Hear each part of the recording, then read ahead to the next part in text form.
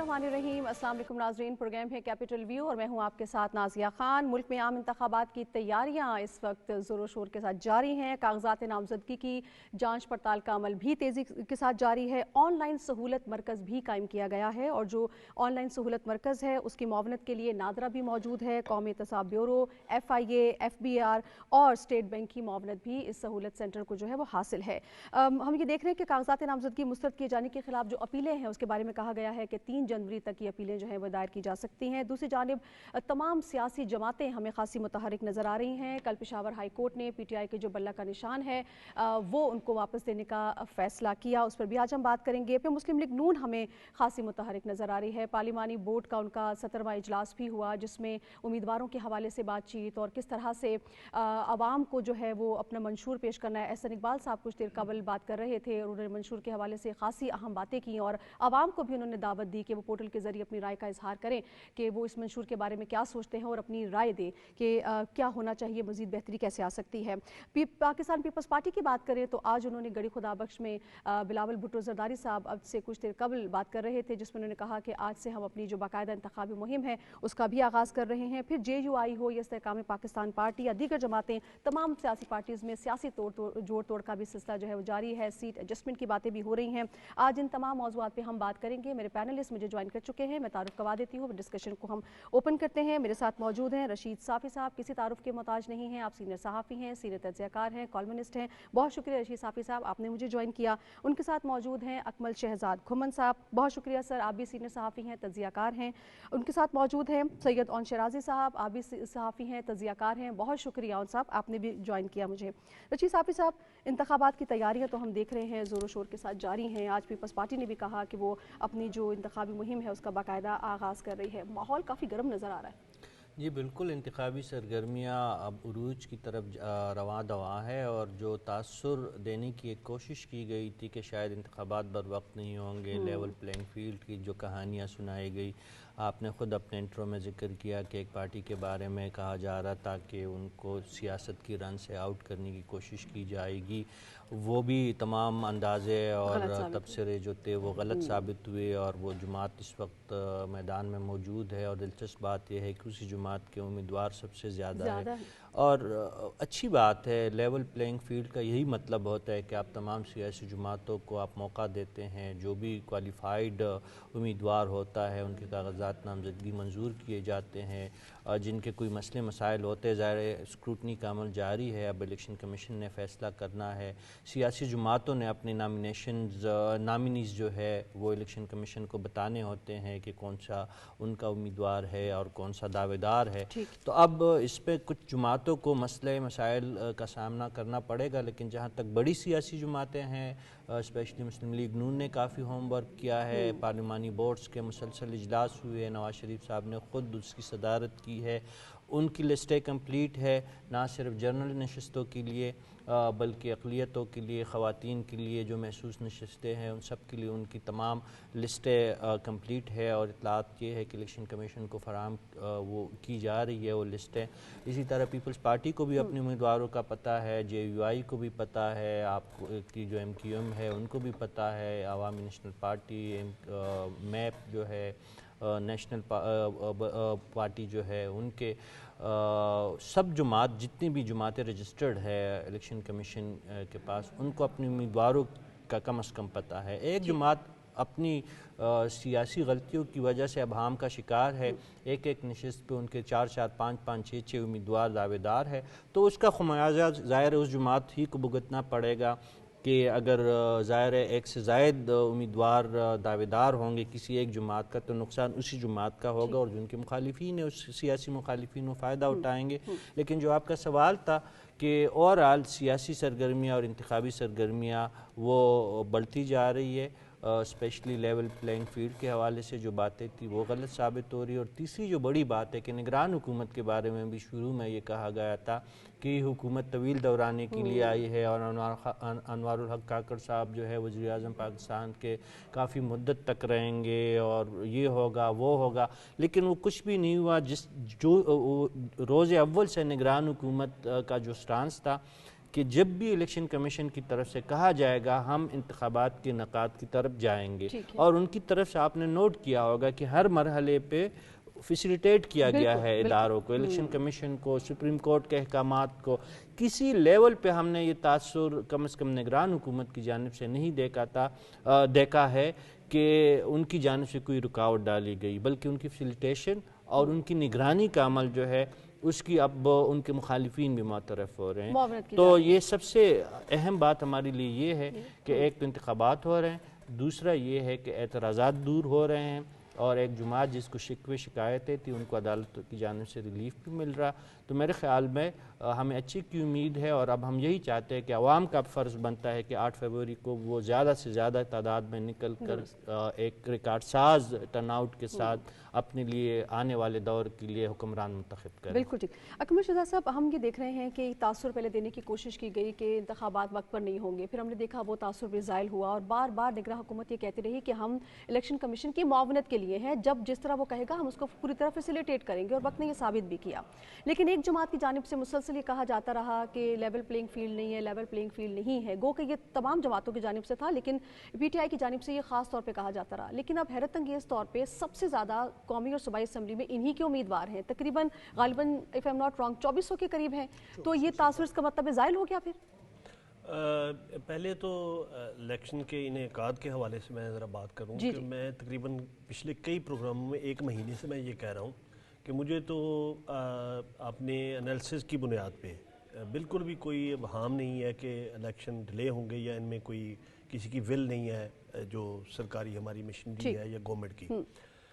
دوسری بات یہ ہے کہ نگران حکومت کے چاہنے سے بھی ان کی مدت جو ہے وہ نہیں بڑھ سکتی، اور ان کی کریڈیبلٹی اور جو ساکھ ہے اس کا سب سے بڑا جو دار و مدار ہے وہ اس بات پہ ہے کہ الیکشن اپنے وقت پہ ہوں.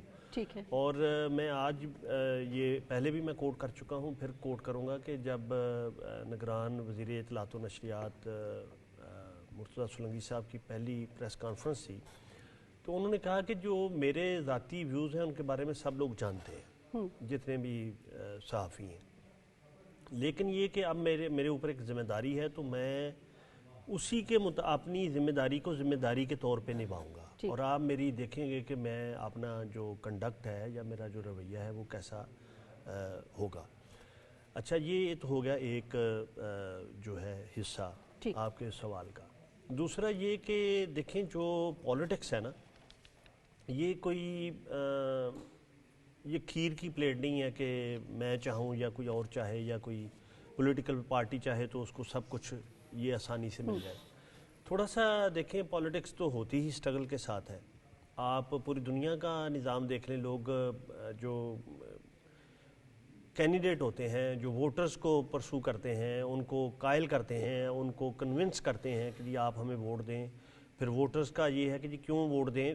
کہنے کا مطلب یہ ہے کہ جو پوسٹر چھپتے ہیں، جو فلیکسز لگتی ہیں، جو کمپینز بنتی ہیں، اب تو سوشل میڈیا کا دور ہے. سو کہنے کا مطلب یہ ہے کہ آپ لمٹائز تو کر سکتے ہیں ان چیزوں کو، لیکن یہ کہ ان کو آپ روک نہیں سکتے. ٹھیک ہے. اور جہاں تک یہ ہے کہ یہ تو پیپلز پارٹی کی طرف سے بلاول بھٹو صاحب نے بھی کہا کہ جی ہمیں لیول پلینگ فیلڈ نہیں مل رہی، اور ماضی میں یہ مسلم لیگ نون کو بھی بہت بڑا شکوہ رہا کہ جی ہمیں لیول پلینگ فیلڈ نہیں مل پا رہی. لیکن بات یہ ہے کہ بڑا ملک ہے اور بہت حلقے ہیں، صوبائی حلقے ہیں، پھر قومی حلقے ہیں، اور پھر یہ کہ جو بائیفرکیشن ہے سوسائٹی میں وہ بہت ان کی نوعیت جو ہے وہ مختلف ہے. وہ مذہبی ووٹ بینک بھی ہے، وہ پولیٹیکل بھی ہے، وہ برادری کی بیس پہ بھی ہے، وہ علاقے کی بیس پہ بھی ہے. سو کہنے کا مطلب یہ ہے کہ جوں وقت آگے چلے گا تو آپ یہ دیکھیے گا کہ الیکشن کی جو گہما گہمی ہے اور جو اس میں زور و شور اور جوش و خروش ہے، اس میں اضافہ ہوتا چلا جائے گا. اور پھر یہ کہ آپ نے ایک ٹیمپو بننے کے بعد وہ یہ اگلے مرحلے میں یہ الیکشن کا جو فیز ہے وہ داخل ہو جائے گا.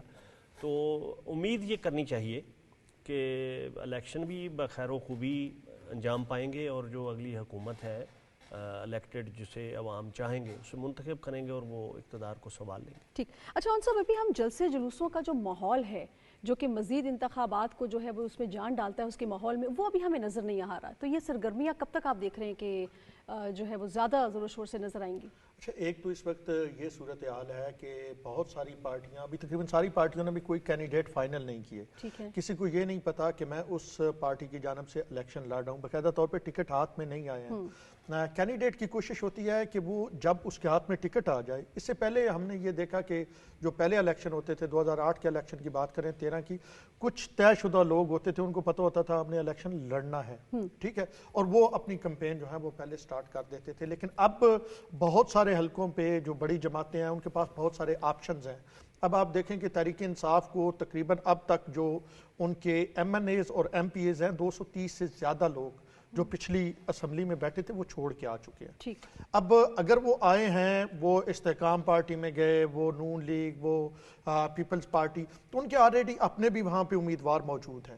تو اب انہوں نے ٹکٹ کس سے دینا ہے، وہی چیزیں طے ہو رہی ہیں. میاں نواز شریف اگر خود سربراہی کر رہے ہیں ان اجلاسوں کی، تو اس کی ایک بڑی وجہ یہ ہے. آج آپ نے دیکھا کہ شہباز شریف جو ہے فیصل صالح حیات کے ساتھ ہم نے دیکھے، اور انہوں نے نون لیگ میں شمولیت کا اعلان کیا. اب وہاں پہ آلریڈی نون لیگ کی ایک تنظیم موجود ہے. تو سیاسی پارٹیاں بڑی ارک ریزی کے ساتھ اپنے امیدوار جو ہیں وہ طے کر رہی ہیں. اس کے بعد جب ایک بار طے ہو جائے گا، جب 31 دسمبر کو باقاعدہ طور پہ ٹکٹ جو ہے وہ الیکشن کمیشن کے یعنی آر اوز کو دے دیے جائیں گے، تو اس کے بعد آپ کو جو ہے وہ تیزی نظر آئے گی. دوسرا یہ جو لیول پلینگ فیلڈ والا ہے نا، یہ آپ بھی کور کر رہے ہیں، میں بھی، صافی صاحب بھی اس کو دیکھ رہے ہیں، گمن صاحب بھی. 5-7 سال سے یہ چیز سامنے آ رہی ہے. اس سے پہلے الیکشنز میں ہم نے کم از کم یہ لیول پلینگ فیلڈ والا جملہ نہیں سنا تھا، یہ لفظ استعمال نہیں ہوتا تھا. اچھا، اب بھی بہت سارے لوگوں، میجارٹی کو اگر آپ کہیں کہ لیول پلینگ فیلڈ کا مطلب کیا ہے، تو وہ ان کی اپنی ڈیفینیشن ہے. ہر پارٹی کی اپنی ڈیفینیشن ہے. لیکن تحریک انصاف کے حوالے سے اسپیسیفک میں کہوں گا کہ 9 مئی سے پہلے تحریک انصاف کچھ اور تھی، 9 مئی کے بعد تحریک انصاف کچھ اور ہے. 9 مئی کے بعد اب تحریک انصاف کے بہت سارے رہنماؤں پہ بہت سارے جو ہے وہ قانونی قدغنے ہیں، بہت سارے نعرے لگائے گئے، بہت ساری جگہوں پہ حملہ آور ہوئے. تو بیسیکلی طور پہ اب لیول پلینگ فیلڈ کا یہ مطلب نہیں ہے کہ آپ اے بی سی کو اکٹھا کھڑا کر دیں. آپ ایک جگہ پہ ایک معصوم شخص کو بھی وہیں پہ کھڑا کر دیں. اب معصوم اس ریفرنس میں نہیں کہہ رہا جو سپریم کورٹ نے کچھ دن پہلے کہا ہے. آپ ایک اس شخص کو بھی اور ایک کرمینل کو بھی کھڑا کر دیں. کرمینل نے کورٹ سے ہو کے آنا ہے. اگر کورٹس وہ اس کو یہ طے کریں گے کہ یہ اس نے جرم نہیں کیا، تو وہ پھر وہاں پہ آئے گا. تو میرے خیال میں لیول پلینگ فیلڈ کی ایک یہ ضرور ڈیفینیشن ہو سکتی ہے کہ قانون کی نظر میں سب برابر ہو، لیکن جس نے کرائم کیا ہوا ہو اس کرائم کا اسے حساب دینا پڑے. اچھا، آپ کو ووٹر جو ہے وہ صافی صاحب پی ٹی آئی اور استحکام پاکستان کے درمیان کچھ ڈویژن میں نظر آئے گا ووٹر؟ دیکھیں، ظاہر ہے ڈویژن تو ہوتی ہے ہر جماعت کے ساتھ. جو وابستگی کی بنیاد پہ ہمارے جو سیاسی کلچر ہے اس میں یہی ہے کہ ہم اپنی وابستگیوں کی بنیاد پہ امیدواروں کا انتخاب کرتے ہیں. ایک تو یہ ہمیں ذہن میں رکھنا چاہیے، اور دوسرا یہ ہے کہ ابھی تک ہماری جمہوریت اتنی زیادہ میچور نہیں ہوئی ہے کہ ہم میرٹ پہ امیدواروں کا بہت کم ہم انتخاب کرتے ہیں. یہ شخصی ووٹ زیادہ جو ہے اس کا عمل دخل ہوتا ہے. شہروں میں گرچہ اب بہت زیادہ ایک ہمارا جو ہے ایک جو رویہ ہے جمہوری وہ بدل چکا ہے. اس میں لوگ جو ہے اپنی مرضی کے مطابق امیدواروں کا چناؤ کرتے ہیں. لیکن جو دیہات اور جس طرح خیبر پختونخوا کے علاقے ہے، یا جنوبی پنجاب ہے، یا اندرونی سندھ ہے، یا بلوچستان کے کچھ دور پار کے جو علاقے ہیں، وہاں پہ اب بھی ذات، برادری، کنبہ، روڈ، نالی، تانا، کچیری، اس بنیاد پہ ہی امیدواروں کا زیادہ انتخاب ہوتا ہے.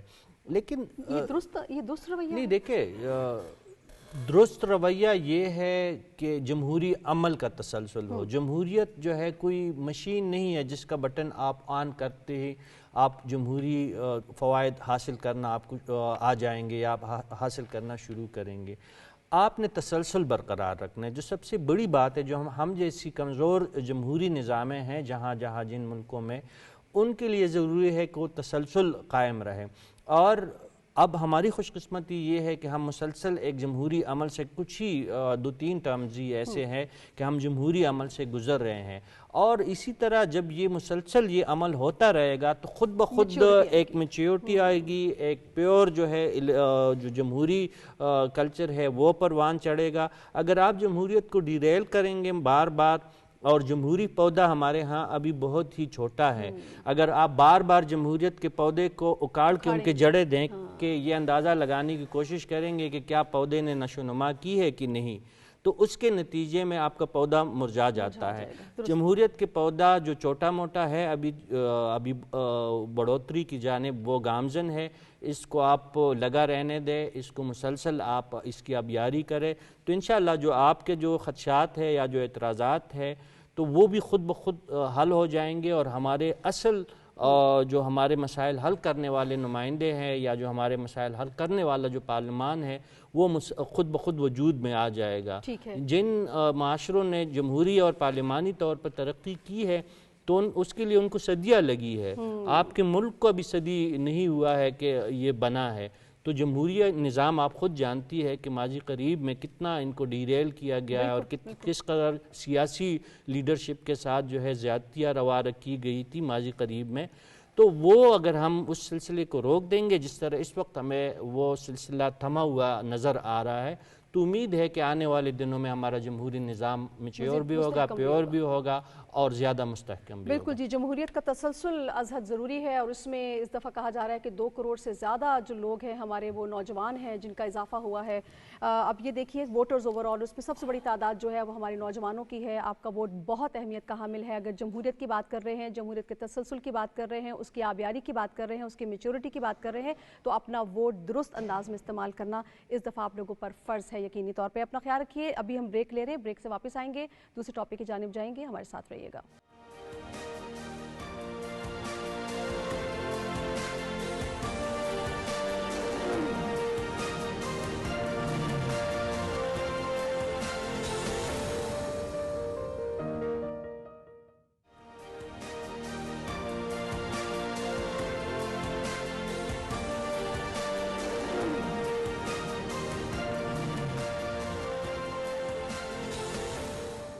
ویلکم بیک ناظرین، پروگرام کے دوسرے حصے میں ہم بات کریں گے محترمہ بے نظیر بھٹو شہید کے حوالے سے۔ ان کو ہم سے بچھڑے 16 برس بیت گئے ہیں، یقینی طور پہ ایک عظیم قومی سانحہ تھا جس سے یہ قوم گزری ہے۔ آج گڑھی خدا بخش میں اس حوالے سے مرکزی تقریب کا بھی اہتمام کیا گیا جس میں بہت بڑی تعداد میں جیالے موجود تھے، کارکنان موجود تھے، عوام موجود تھے۔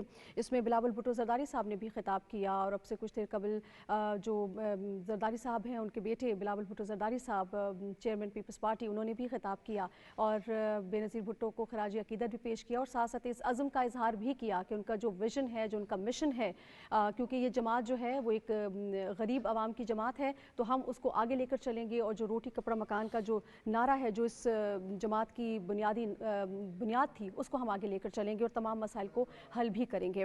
آج پروگرام کے حصے میں ہم بات کرنے جائیں گے کہ جس انداز میں محترمہ نے ذوالفقار علی بھٹو کے مشن کو آگے بڑھایا، ان کی پارٹی اس مشن کو کیسے آگے لے کر چل رہی ہے، ان کے ویژن کی آبیاری کس طرح سے ہو پا رہی ہے، اور جن مسائل کو حل کرنے کے لیے جس تندہی کے ساتھ محترمہ نے کاوشیں کی ہیں، جس میں ہم اگر بات کریں مساق جمہوریت کی، خواتین کو امپاورمنٹ کرنے کے حوالے سے اور مفاہمت کی سیاست پہ وہ ہمیشہ بات کرتی رہی ہیں، تو ان کی جماعت اس کی ترویج کے لیے اور اس کو آگے بڑھانے کے لیے کس طرح سے عمل پیرا ہے، اس پر ہم بات کریں گے۔ رشید صافی صاحب، آج بے نظیر بھٹو کی 16ویں برسی ہے، ان کی سیاسی بصیرت، ان کی شخصیت، ان کے ویژن کے حوالے سے آپ کیا کہیں گے؟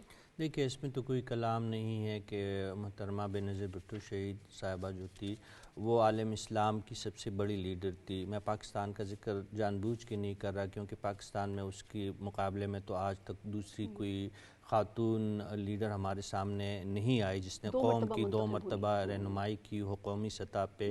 ان کی جماعت کے لیے ان کی اہمیت تو تھی ہی، لیکن پاکستان کے لیے بھی ایک قابل فخر شخصیت ہے۔ ہر پاکستانی ان کی شخصیت پہ اور ان کی جو سیاسی جدوجہد ہے وہ ہر سیاسی کارکن اور ہر جمہوریت پسند انسان کے لیے مشعل راہ ہے۔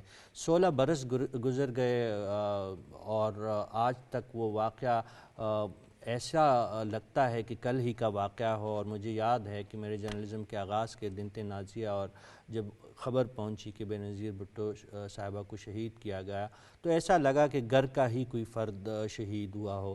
اور وہ تاثر آج تک قائم ہے. جب جب دسمبر کا مہینہ آتا ہے اور اسپیشلی جو 27 دسمبر کا دن ہوتا ہے تو وہ گراں گزرتا ہے اور ان کی جو ہے یاد ضرور آتی ہے. اور آج بھی آپ جس طرح کہہ رہی ہیں کہ پیپلز پارٹی کے جیالے تو اپنے لیڈر کو ہر وقت یاد کرتے ہیں، لیکن خصوصاً اس دن وہ ضرور خراج تحسین پیش کرتے ہیں. اور ہم سب پہ یہ واجب ہے کہ ہم اپنے جو ماضی کے ہمارے محسن تھے، جو جمہوریت کے محسن تھے، جنہوں نے جمہوری اور پارلیمانی نظام کے لیے اپنی جان کی قربانی دی ہے، ان کو ہم یاد رکھیں، ان کی ہم تعظیم کریں. دیکھیے آپ نے کہا کہ وہ پیپلز پارٹی کی جو ہے پیپلز پارٹی ان کی جانشین ہے یا ان کی جاگیر ہے یا ان کی جماعت ہے.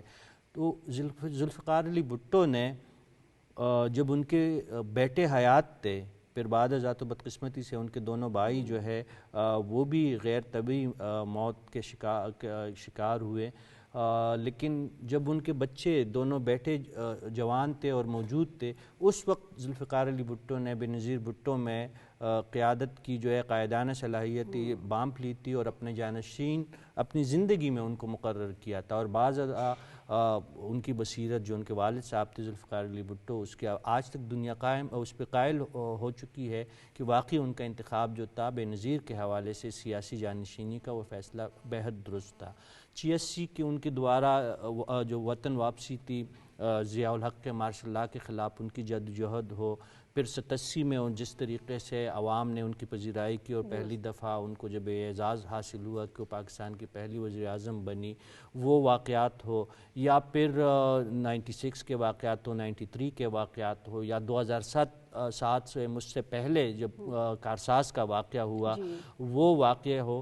ہر موقع پہ انہوں نے اپنی قائدانہ اور اپنی جو بہادری کا جو ہے وہ ثبوت دیا. بے نظیر بھٹو شہید صاحبہ نے، ان کو پتہ تھا ان کی سانحہ کارساز میں جو سینکڑوں شہادتیں ہوئی عام کارکنوں کی اور سیاسی ورکروں کی، اس کے بعد ان کو یقین ہو چکا تھا کہ ان کی زندگی خطرے میں ہے اور ان کی جان سلامت نہیں بچنی، لیکن پھر بھی وہ پاکستان میں رہی، پاکستان میں جمہوریت کے لیے جدوجہد کرتی رہی اور بہادری سے جو ہے اس نے آخر کار جام شہادت نوش کی.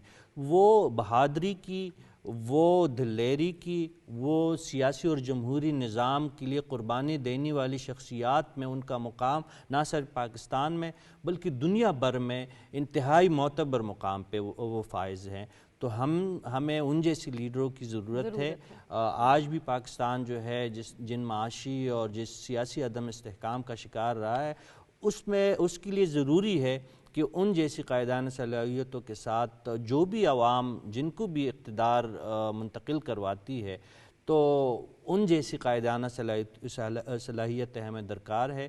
اور ان کی پارٹی بھی میدان میں موجود ہے، ان کے مقابلے میں باقی سیاسی جماعتیں موجود ہیں. اب 8 فروری میں ہمیں پتہ چلے گا کہ کس کے سر جو ہے یہ ذمہ داری پڑتی ہے. یہ عوام کے ووٹوں کا اختیار ہے. لیکن بے نظیر بھٹو شہید صاحبہ کی برسی کے مناسب سے میں یہی کہنا چاہوں گا کہ وہ موجودہ تمام سیاسی جماعتیں بشمول جو پیپلز پارٹی کی لیڈرشپ ہے، ان کے لیے ایک مثال ہونی چاہیے. اور ان جیسی جو سیاسی ویژن تھا جو ان کا اور جو قربانی انہوں نے دی ہے، وہ تو ہم کسی لیڈر کے لیے نہیں چاہیں گے کہ ان کا انجام ان جیسا ہو، لیکن جو جمہوری اور پارلیمانی نظام کے لیے انہوں نے جو جدوجہد کی ہے اس کا تسلسل ضرور جاری رہنا چاہیے. اور ہمیں امید ہے کہ جو موجودہ ہماری سیاسی لاٹ موجود ہے اس وقت میدان میں، وہ ضرور اس مشن کو آگے لے کے جائیں گے. ٹھیک. اکمل شہزاد صاحب، عوام کی محبوب لیڈر ہم نے دیکھا کہ عوام کے درمیان ہی وہ شہید ہو گئیں.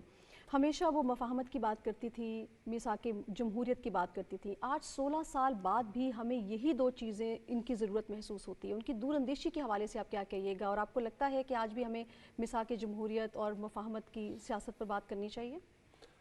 نازیہ صاحبہ، صافی صاحب نے بہت جامع انداز میں محترمہ کا ایک خاکہ بنایا. اتفاق یہ ہے کہ جس وقت ہم بات کر رہے ہیں تو شاید یہی وقت تھا جب ان کی شہادت بھی ہوئی، آج کے دن ہی. تو آپ انہوں نے صافی صاحب نے جس طرح تذکرہ کیا کہ ذوالفقار علی بھٹو نے اپنی بیٹی کو اپنی سیاست کے لیے منتخب کیا یا انہیں اپنا جانشین بنایا، آپ یہ ذرا دیکھیں کہ جب ضیاء الحق نے مارشل لا لگایا جی تو دوسرے وہ بھائی اپنے جذبات کی رو میں کسی اور طرف بہ گئے، ذوالفقار وغیرہ اور اس طرح کی کاروائیاں. لیکن آپ یہ دیکھیں کہ محترمہ بے نظیر بھٹو نے پاکستان میں رہتے ہوئے اپنی والدہ نصرت بھٹو کے ساتھ نہ صرف مارشل لا کے خلاف مزاحمت کی، اور مزاحمت بھی وہ کوئی مسلح مزاحمت نہیں تھی، وہ پولیٹیکل ایک سٹرگل تھی جس میں عوام بھی ان کے ساتھ تھے. اور اس کے بعد یہ کہ جب کئی تقریباً ایک دہائی کے بعد وہ پاکستان آئیں تو آپ یہ دیکھیں کہ پورے پاکستان نے باہر موڑ کے ان کا باہر نکل کے سڑکوں پہ ان کا استقبال کیا. اور میں اس زمانے میں اسکول میں پڑھتا تھا، میں خود انہیں جتنی آپ میرے قریب ہیں اس سے بھی زیادہ قربت سے میں نے انہیں دیکھا.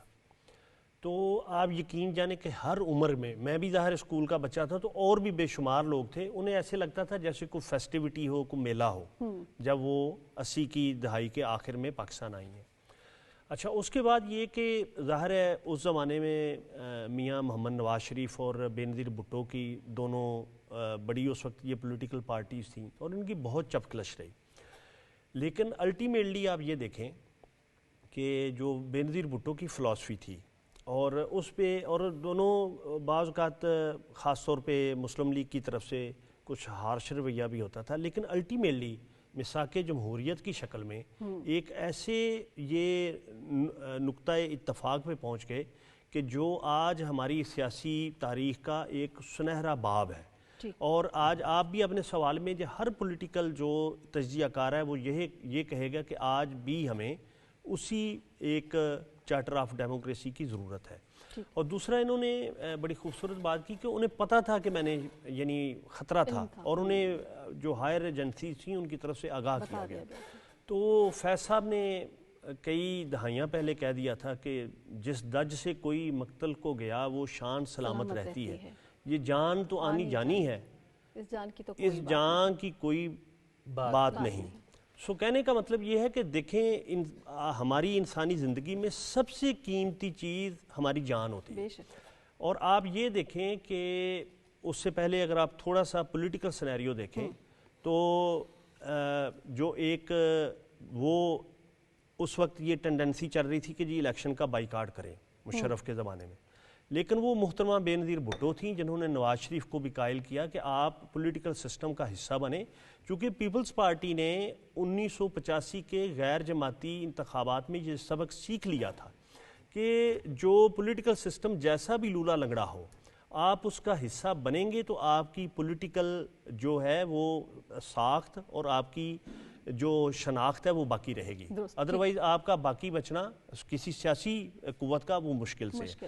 سو کہنے کا مطلب یہ ہے کہ محترمہ بے نظیر بھٹو نے اپنی سیاسی فلاسفی کے تھرو اور اپنے کنڈکٹ کے تھرو اور اپنے کریکٹر کے تھرو انہوں نے پاکستان کو بہت دیا ہے اور ان کا بہت دین ہے، اور ان کا دان ہم شاید ہماری آنے والی نسلیں بھی نہیں ادا کر سکیں گے. اور اس کو تمام پولیٹیکل جو سٹیک ہولڈرز ہیں وہ عوام کے ساتھ ساتھ مانتے ہیں. میں آخری ایک بات آپ مجھے لگتا ہے اپنے پینلسٹ کی طرف جانا چاہ رہی ہیں.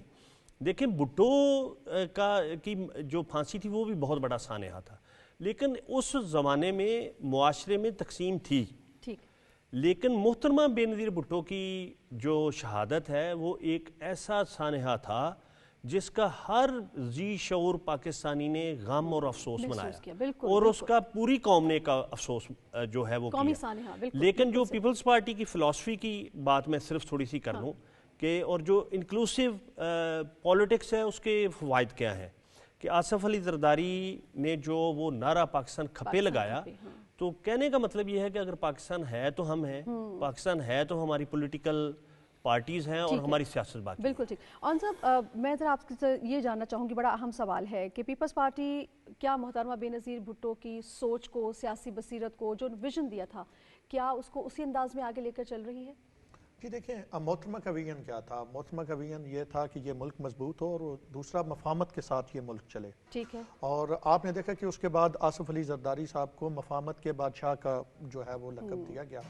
2008 میں ایک ڈکٹیٹر کو کس انداز میں پاکستان مسلم لیگ نون اور پاکستان پیپلز پارٹی نے مل کر جو ہے وہ ناکام کیا، اور پھر اس کے بعد جو بھی کہیں بھی آپ کی جمہوریت کو کہیں سے کوئی یوں لگا کہ خطرہ ہے تو یہ جماعتیں اکٹھی ہو گئی. اب آپ پچھلے 16 ماہ ہی اگر دیکھ لیں تو یہ ساری جماعتیں ایک بار پھر، حالانکہ اس سے پہلے یہ الیکشن اپنے اپنے منشور پہ اپنے اپنے نعرے پہ لڑ کے آئی تھی، لیکن پچھلے 16 ماہ میں آپ سوچ سکتی ہیں کہ ویسے اگر عملی طور پہ نہ ہوتا کہ شہباز شریف صاحب وزیر اعظم اور ان کے وزیر خارجہ بلاول بھٹو، مطلب ایک عام پاکستان میں جس انداز کی سیاست ہوتی ہے یہ سوچا بھی نہیں جا سکتا، لیکن یہ ہم نے عملی طور پہ دیکھا. تو یہ جو چیز تھی یہ وہی تھا چارٹرڈ آف ڈیموکریسی جو میاں محمد نواز شریف نے اور محترمہ شہید بے نظیر بھٹو صاحبہ نے کیا تھا. تو اس سے یہ نظر آ رہا ہے آج بھی اگر آپ دیکھیں تو سیاست ایک مخصوص حد سے زیادہ نیچے جا کے جو ہے ایک دوسرے کے حوالے سے الفاظ نہیں بولے جا رہے. تو محترمہ کا صرف ایک گفتار نہیں تھا، محترمہ کا ایک کردار بھی تھا، اور یوتھ کو پاکستان میں نہ صرف بلکہ دنیا بھر میں محترمہ بے نظیر بھٹو نے بہت زیادہ انسپائر کیا. جب آپ بیرون ملک جاتے ہیں تو بہت سارے ممالک میں پاکستان کو لوگ محترمہ کی وجہ سے جانتے ہیں، بہت سارے لوگ پاکستان کو محترمہ کی وجہ سے جانتے ہیں.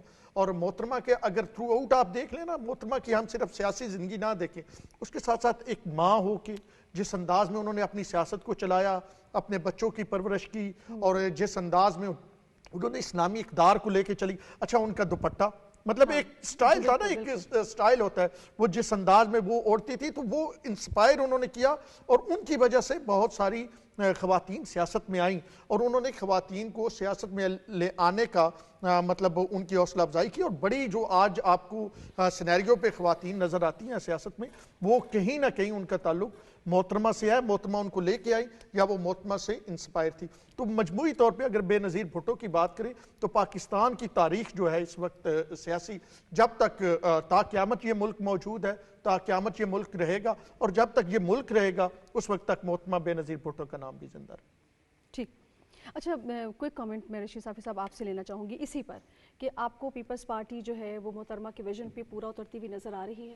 دیکھیے جس طرح ذوالفقار علی بھٹو صدیقہ بہت بڑے لیڈر ان کو مانا جاتا ہے، پھر اس میں ان کی شخصیت میں کچھ ایسی چیزیں تھی جو بے نظیر بھٹو صاحبہ نے انہیریٹ بہت کیا تھا، لیکن ظاہر ہے ان کے والد تھے تو اس زمانے کے حساب سے ان کی الگ ایک سیاسی سوچ تھی. پھر بے نظیر صاحبہ کی اپنی ایک آئیڈیالوجی تھی، اور اب زرداری صاحب اور آصف بلاول بھٹو زرداری صاحب جو ہے وہ اپنے ویژن کے مطابق، اپنے حالات کے مطابق پارٹی کو آگے لے کے جا رہے. تو ظاہر ہے ان کے ویژن کا مقابلہ تو یہ ویژن نہیں ہے، ان کی اس میں کمیاں تو ہے. اس جماعت کو نقصان تو ہے، جس طرح ذوالفقار علی بھٹو کے نتیجے میں اس جماعت کو نقصان اٹھانا پڑا، پھر اس کے بعد جو ہے بے نظیر بھٹو کی عدم موجودگی کی وجہ سے اس جماعت کو نقصان اٹھانا پڑا.